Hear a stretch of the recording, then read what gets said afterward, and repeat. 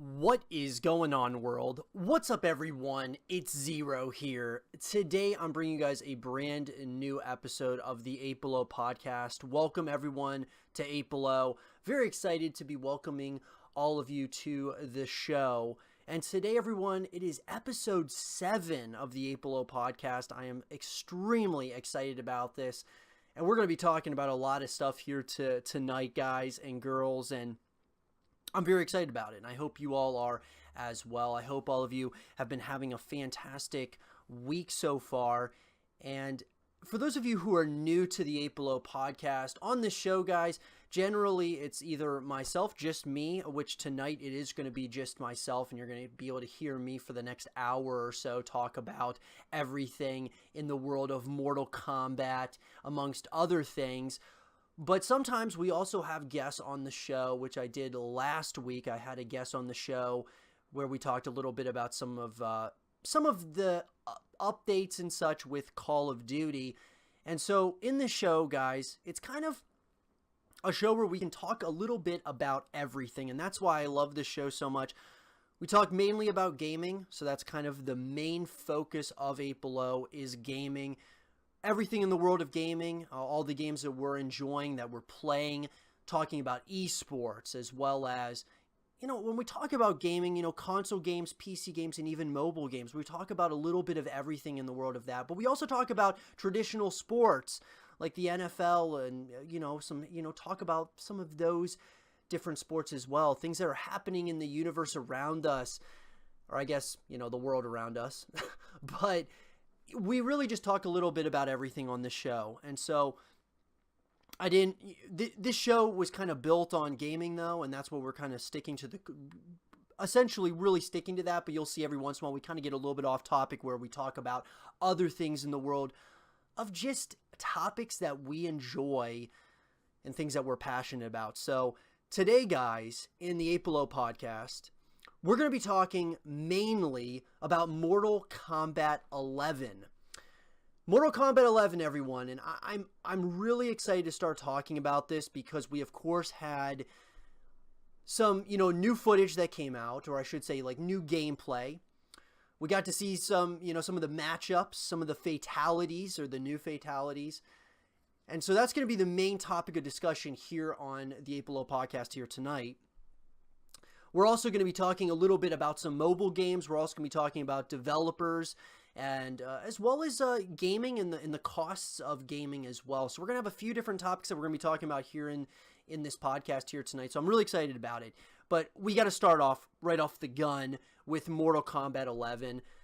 Guys, I can honestly tell you Mortal Kombat has been one of those games I've absolutely loved as far as just a massive fanboy of this series, and of as far as fighting games are concerned, I'm actually really not good at all at playing fighting games, whether it's Smash or Mortal Kombat or Street Fighter, Soul Calibur, whatever it is. I'm really, generally speaking, not very good at any of these games, but I'm still passionate when it comes to fighting games. And let me tell you something, Mortal Kombat, there's something about it. There's something about this series, this franchise, that has really grasped me, or grabbed me by the arm and said, Josh, you really just need to keep playing this game. And I always come back to Mortal Kombat. I'm always coming back to it as, I'll play other fighting games, but I always come back to Mortal Kombat. And I'm not sure if it's just the essence of this incredible fighting series that all of us who are a part of the Mortal Kombat franchise and the community that surrounds it. I'm not sure if it's just all of us as a whole just love this series so much, but I've really I've consistently come back to it as my main fighting game when I play a fighting game. And so Mortal Kombat, the things that I love so much about it, number one, are obviously the fatalities. I think that's what everybody loves so much, are the fatalities. It's so satisfying, right? You're just there and you're playing this game and you get like these incredible fatalities, and you stand up, you scream, you shout, because it's so gruesome, but it's so awesome at the same time.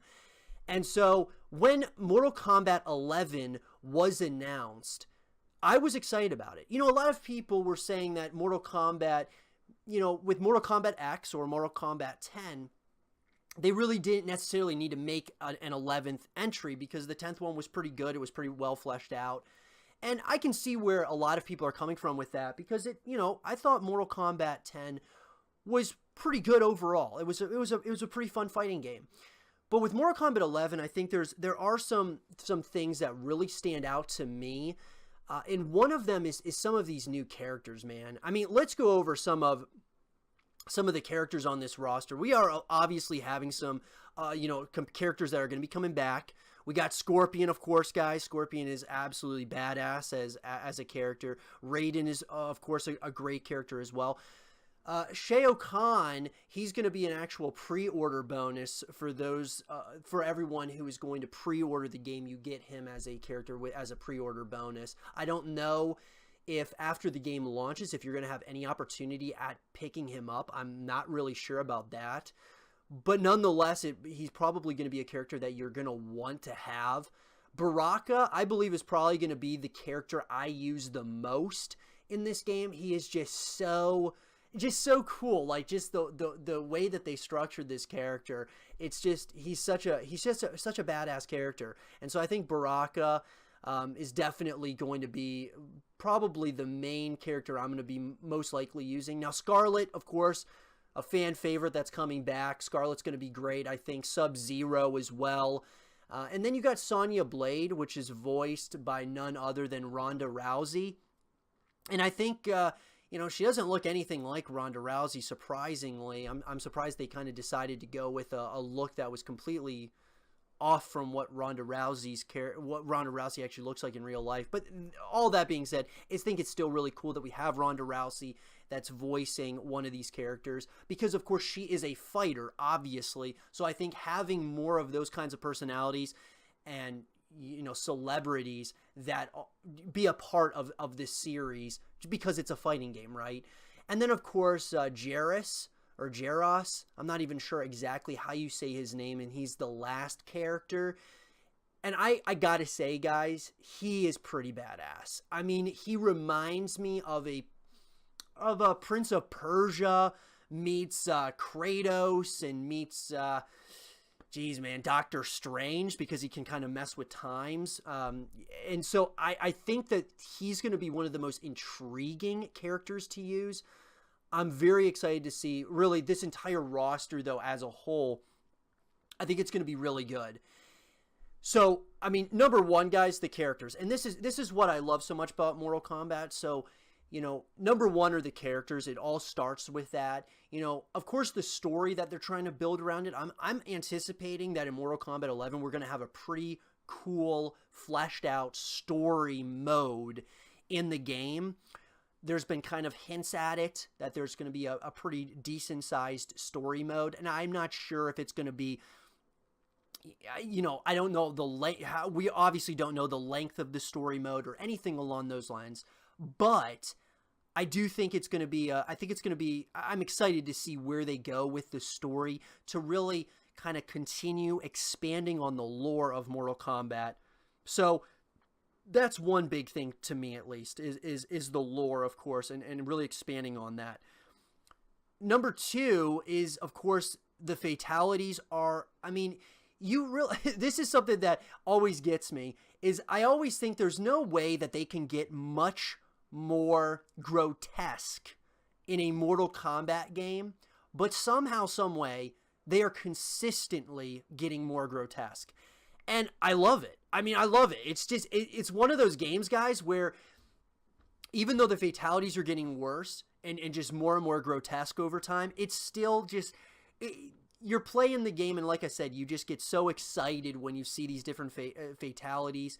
And so I think that's one of the big things in Mortal Kombat, obviously, that they've been trying to improve on consistently is the fatalities, of course, the gameplay. And, I understand a lot of people say that they kind of feel that maybe Mortal Kombat 11 didn't necessarily need to happen because Mortal Kombat 10 was a fine entry in the series, and we could probably continue with that with the graphics and everything. But, did you guys see this gameplay that came out of the reveal of Mortal Kombat 11. The graphics are incredible. They are incredible. The detail on these characters is incredible. And I got to say this, some of the characters in Mortal Kombat 10, you know, there were some that were very well detailed, and there were others that weren't as detailed. Now, I'm not sure if we're going to have something similar like that in Mortal Kombat 11, but from the characters that we've seen, at least as of right now, the characters look incredible.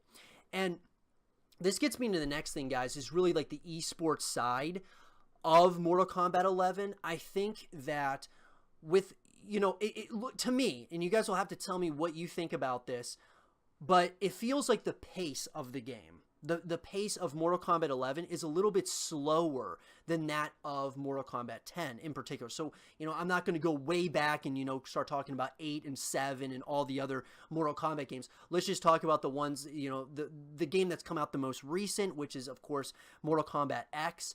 And then you got the 11th one that I would be comparing it to. So Mortal Kombat X felt like it was, you know, it was pretty fast-paced as far as the game mechanics go. This one seems a little bit slower, and I kind of like that. I like this feel of a little bit of a slower pace, even though there's, of course, that high-powered action. It does feel a little bit slower than X. That's just my opinion, though, of course. I'm not sure if we're going to end up seeing a change, like maybe, you know, with some patches, maybe it ends up becoming a little bit faster. I think, though, that as far as the esports scene goes in Mortal Kombat 11, I think we're in for a really amazing year, of course, of Mortal Kombat as far as the esports side goes. When it comes to content and all of that, I think this game seems relatively balanced. Now, we're going to have to see, of course, between the characters, as far as, you know, there are, of course, going to be balance changes that are going to be needed, whether it's, you know, between, let's just say, for example, Sonya Blade and Sub-Zero or something.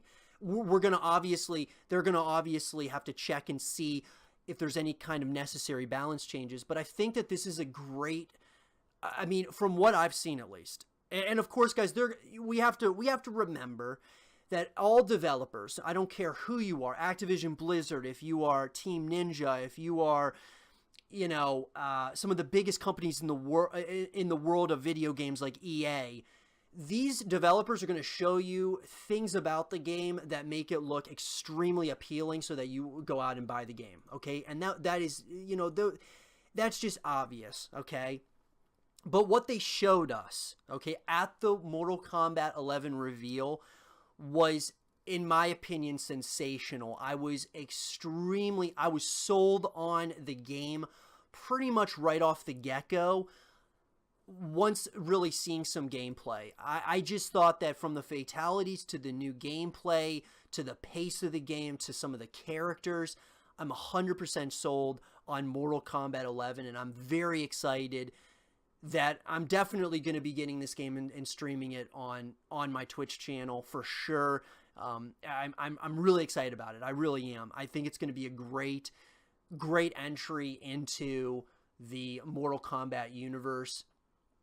And I think it's going to continue pushing the envelope, so to speak, of the lore around Mortal Kombat. And as I said, this kind of gets back to, you know, everyone, not everyone, but a lot of people saying that, why do you need to make a Mortal Kombat 11 right now?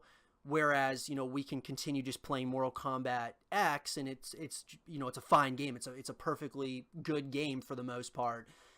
You know, I kind of disagree. I mean, I think that Mortal Kombat X was I thought that was a very fun fighting game, but Mortal Kombat 11, this looks even better. I mean, it looks even better, guys, and pretty much everything, in my opinion. You know, as far as a lot of the characters, some of them are, of course, returning.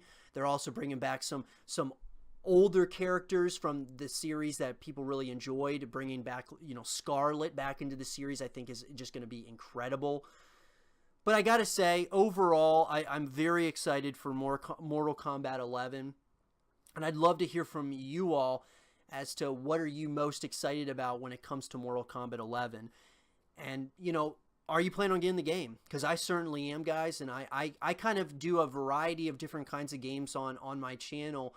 But as far as fighting games are concerned, Mortal Kombat is definitely one of the most it's like the most satisfying game to play in the fighting genre, in my opinion. It's such a fun experience. But that being said, guys, I want to kind of move into, Mortal Kombat, and of course it's it's going to be coming out on the consoles, of course, which is what a lot of people are extremely excited about, and that's normal. But I want to talk a little bit about a couple of things. Number one is about mobile games. So, Mortal Kombat, as of right now, I'm not 100% sure if they've really made, any Mortal Kombat mobile games. Now, I'm sure they've probably kind of done something or another. I've never played any of them, to say the least. I just personally have not played them. I'm pretty sure they had a Mortal Kombat X game that you could buy on your mobile phone or on your iPad or whatever. So it was a mobile game for Mortal Kombat X. I'm not sure if they made other mobile games, so to speak. But that said, mobile games, they've been, of course, lots of developers are getting a ton of hate for bringing mobile games almost into existence, or bringing them, the most beloved franchises out there onto mobile devices. And I can totally understand where people are coming from. Here's my question is, there's a lot of games that are coming out that are specifically on the mobile devices, and there's possibly maybe a chance that they're going to actually, those IPs are also going to be on the consoles and on PC, but there's also a chance that they may not be. And I'll give you guys an example. So Command & Conquer Rivals, which is a game that I've been playing a little bit on my phone. It was, of course, constructed or developed by EA, and they essentially, they came out with the announcement, and I'm sure a lot of you remember this, but EA proposed, Command & Conquer Rivals as a mobile game, which a lot of people weren't very excited about it. But on top of that, the developers didn't announce a new Command & Conquer for PC.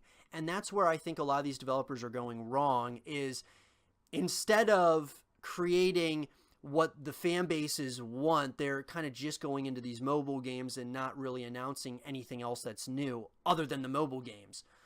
So my question is to all of you is, if they were to do a full-blown mobile game for Mortal Kombat, and I know that they've got on the App Store, they've got Mortal Kombat X, but what I'm saying is say Mortal Kombat 11 is out for a little while, and let's say like a year or a year and a half.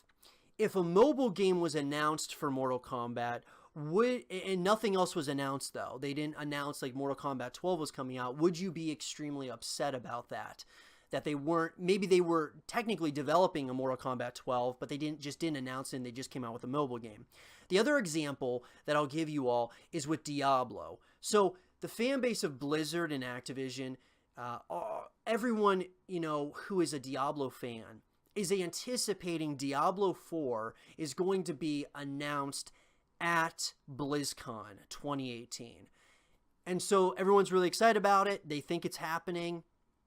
And what ends up happening, though, in reality, is Blizzard announces Diablo Immortal, which is a mobile game. And so I think that initially people weren't extremely upset about that right off the bat.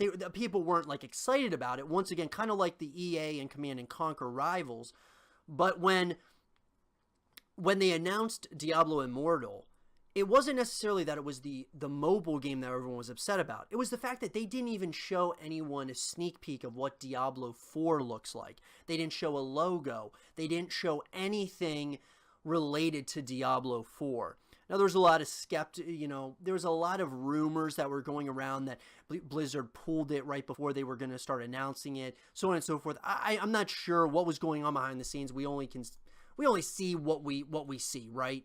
And what we saw was that they announced a Diablo game, but only on mobile devices, and they did not announce a Diablo 4. So right now, guys, I want to, I guess I want to give you my 2 cents, I guess, on the whole mobile game development. Okay, so of course we got, when we're talking, big franchises, Mortal Kombat, we're talking, Command and Conquer is a very, has been a very big real-time strategy, has a very big real-time strategy fan base, amongst others like Diablo and other games. I think where these developers are going wrong is instead of announcing a mobile game as well as the main game in the franchise, they are just announcing a mobile game and they're not announcing anything else. And I think that that's what's really hurting the developers as far as backlash from the fan bases. And I mean, I cannot really defend the developers. The only thing that I can say is that I believe that mobile games are, a thing that we as a community or as gaming as a whole are going to have to accept because it's becoming more and more a reality. Mobile games, you can just play on your phone, you can play on your iPad, you can, there's multiple places that you can play, and it's easy, and so on and so forth. And they're very easy to make, and they're cheap to make. And then they can, of course, monetize them heavily. So there's a lot of, pros kind of outweigh the cons, I guess you could say, for a lot of these mobile games. On top of all that, it can also help expand on the lore of these great franchises that we all love and cherish. So here's what I'm getting at, guys, is that, I think that we got to cut a little bit of some slack to some of these developers. Now, obviously, a lot of the developers have been wrong at, announcing these mobile games, but not announcing anything else, except for those mobile games for these big-time franchises. As I said, if EA would have announced a Command & Conquer on PC, which would have been like a sequel or maybe even a prequel to some of the other Command & Conquer games, the fan base would be very happy with, and they would be fine with the mobile game. They would be a lot of the fan base would be fine with, okay, you're going to get a mobile game in the next month, and then in a year you're going to get, the actual thing that you want, the actual game you want. So the mobile game would actually almost like quench your thirst, so to speak, until the main game came out that you really wanted to play. And it also expands on the lore, if there's a story mode, of course, or so on and so forth. You can get some more back history through some of these mobile games. But that said, I do think that a lot of these developers, they're still trying to figure it out as far as, gaming as a whole. Like, think about this for a second. Gaming as a whole, it has not been around for nearly as long as other forms of entertainment. Like, let's take movies, for example. The filmmaking industry has been around for decades upon decades upon decades, guys. And so, with the film industry, it's consistently evolving. Gaming has not been around nearly as long as other forms of entertainment. And so as we go, or as these, game companies and developers go through these processes, a lot of times they are still trying to figure out what's going to be the best way possible to to make good quality games, but also to make money. And so it all comes down to that, guys. And this kind of gets me into the next thing, which is where a lot of people talk about developers and how developers are greedy with monetization. And I don't really think it's necessarily the developers. It might be the executives at some of these companies that are more so greedy. The executives are the ones who are telling the developers what they need to do. But I guess quickly, I want to know from all of you, since we're talking about Mortal Kombat 11, do you think Mortal Kombat 11 is going to be heavily monetized as far as with microtransactions and, so on and so forth? Are there going to be, is there going to be a lot of that in this game? And the reason why I'm even asking this question right now is simply because when you look at certain, like, obviously there's of course the regular standard edition of the game you can buy. But then when you talk about the collector's edition, we're talking, there's like a mask of Scorpion or the head of Scorpion, and it's a collector's edition, but it's like $300. And I'm not saying that this is saying, oh, there's definitely going to be microtransactions because of a $300 collector's edition. It's just showing you that is it really worth $300 for that? And it feels like a lot of the passionate, extremely passionate people in Mortal Kombat's community are going to buy that. And so what I'm getting at here is, are there going to be a lot of extensive microtransactions within Mortal Kombat, and seriously more so in video games as a whole moving forward for years and years to come. Now, we got to remember something, okay, is this quote-unquote greedy industry of executives and developers in the industry. We have to remember something, like, it's very important to understand that us as consumers, with these titles that come out, think about this for a second, guys. When is the last time a standard edition of a game, okay, of a console game, and I'm not talking something that came on Steam or some other, platform, it went on to consoles and it was more than the $60 price tag, so $59.99. And how long has that $59.99 price tag been around in gaming? I mean, if you think about it, that's been around for pretty much the entirety of the time that I have been in gaming, which I pretty much got into gaming. I played games on the original Xbox. I can't even really remember, to be honest with you, how much the original Xbox games were. But let's talk about, like, when you get to those next gen consoles were the Xbox 360, the PlayStation 3. Those games were all $59.99. And so ever since then, guys, the costs of these games have stayed the exact same. So think about this. Inflation goes up every single year. And so the video game industry should be going up with inflation, because everything else does, generally speaking, as far as other industries are concerned. They usually kind of continue to go up at some point or another. But video game industry, as far as the price of a game, has stayed the same for years. So we're talking a $59.99 price tag.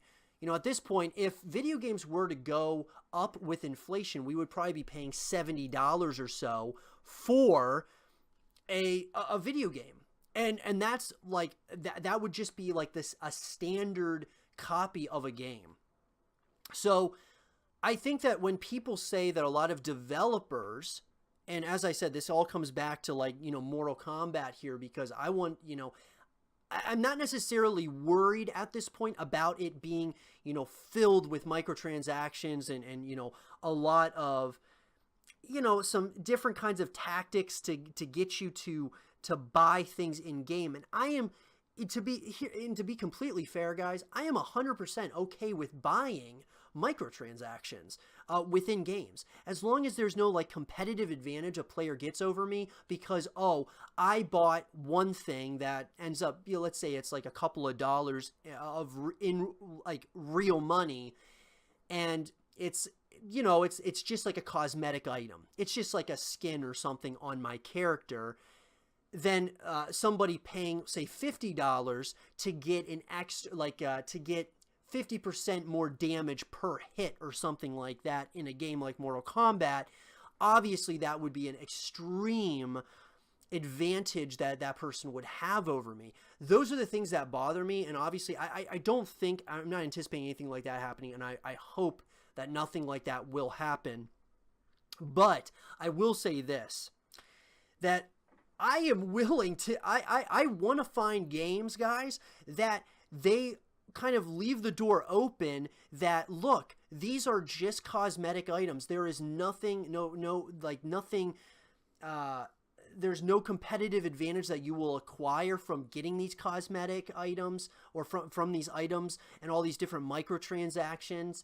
And, I feel like having a fair system, if it is a fair system that is implemented, I am willing to put money into it. Like, I'll give you guys an example. An example would be Warframe. Warframe has a very interesting concept of very much so, like, having it where it feels very fair. You get some items. If you get duplicates of those items, you can trade them with other people in the world.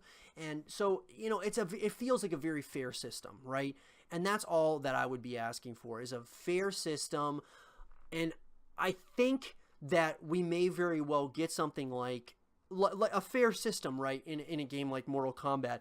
It's very easy for a game like Mortal Kombat to become like a pay to win sort of idea because of the money situation. But I'm really hoping that doesn't happen, because I'm extremely excited for Mortal Kombat 11. I think it's going to be an absolutely incredible game, and I'm very excited about it as well. And I'm like, take my money. If you have a great, microtransaction system where it's like cosmetic items, I am willing to put my money into that and have like really cool skins on my characters and all of that.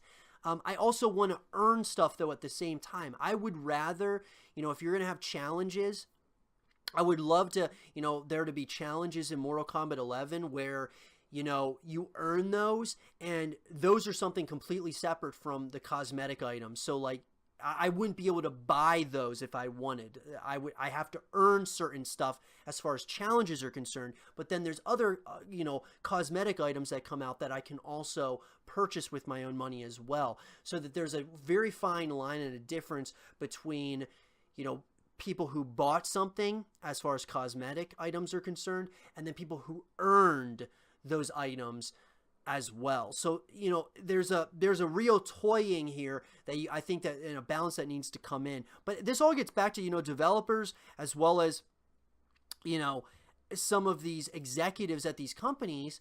I think that they're just trying to figure it out. They're trying to figure out what's the best way that we can try to implement and make some money.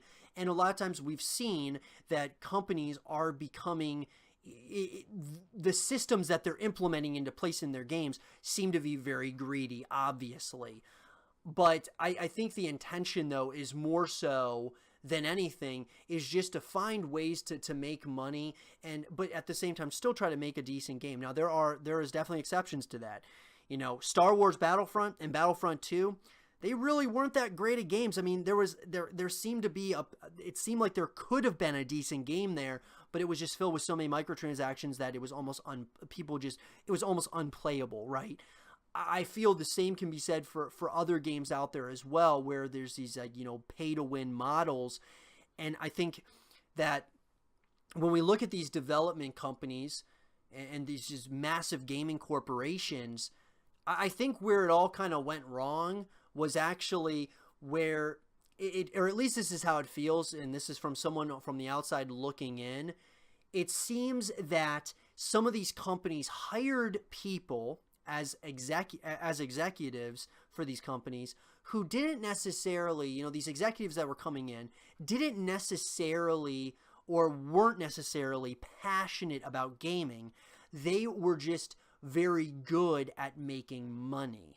So these companies brought a lot of these executives in who weren't necessarily just, really very passionate about gaming. They were passionate about money. And so that's what I think might have gotten in the way of where we've seen all these different microtransactions and different ways of making money. But I've got to say this.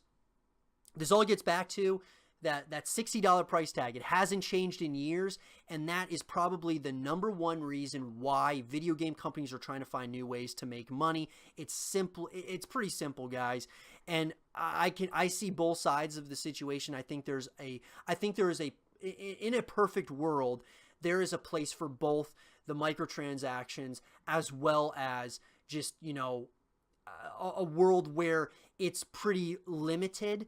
And I think that as far as fan bases and the development companies or the gaming corporations, that we can really come to a level head, essentially, where they can kind of coexist in the same universe, and all of the microtransactions, all of that can be in these games, but it's just it's not like a gambling system, and it's more of you're earning things and then you can just buy things straight up out of the store. And that's kind of where I think it might be hopefully where it might be going. And that's just my hope, at least. And I would love to know from all of you guys, what do you guys think about it as far as microtransactions and, kind of just being in a world right now where this is a thing in gaming, where there's, of course, there's cosmetics, but there's also, some systems or some models out there in some of these games where there is like a pay-to-win situation. But getting back to Mortal Kombat, guys, I've got to say that I am extremely, this wasn't necessarily, this was a game that, of course, I was excited about, but now this is one of my most anticipated games of the entire year. I am so hyped for this game. We're talking, there's other games out there that I'm extremely, anticipating. That includes Death Stranding, The Last of Us 2. Let's think here. As far as if those games do come out, right, this year. But, I'm just anticipating that if they do come out this year, I'm saying Last of Us 2, Death Stranding, Gears of War 5 or Gears 5, I'm really excited about. Of course, they're probably going to have another Call of Duty, which will probably be Modern Warfare 4 this year. I'm excited about that. And then this game, Mortal Kombat 11, guys, has, after the reveal of Mortal Kombat 11, I was mind blown by just the graphics and the gameplay, the fatalities. I am extremely excited about this game, and I hope you guys all are as well, because I think it's going to be a very fun game. I think it's also, I think it's going to be very competitive as far as the esports scene is concerned. And I'm excited to see kind of where that goes as well, because fighting games as a whole, whether we're talking about Mortal Kombat, Smash, Street Fighter, or even Soul Calibur, we're talking about a pretty decent-sized fan base of people who are really into watching these fighting games as far as from an esports perspective. And so I'm excited. I really am, to see what this game all entails when it releases. And once again, I've got to say probably the couple of characters I'm most excited about. I'm of course Baraka is really cool, but I've got to say Jaros and Sonya Blade, those two, just absolute fire, guys. I'm really excited about those two characters, and I'm really looking forward to this year in Mortal Kombat 11. But guys and girls, that is going to actually do it for me for this episode of the 8 Below podcast. I want to say thank you so much for joining me here tonight for the podcast. And I am going to, once again, guys, the podcast is every single week. We have a weekly podcast where we talk about a bunch of different topics, whether it be just, we kind of stick to one topic in particular, which tonight, of course, was Mortal Kombat 11. But we also have small topics that I like to talk about as well throughout there. And so, that being said, everyone, I want to say thank you so much, as always, for joining me here for this episode of the 8 Below podcast. I hope you guys did enjoy it. And if you guys did, leave a thumbs up, subscribe if you're new, stay positive. And as always, I'll talk to you guys all in the next one. Peace.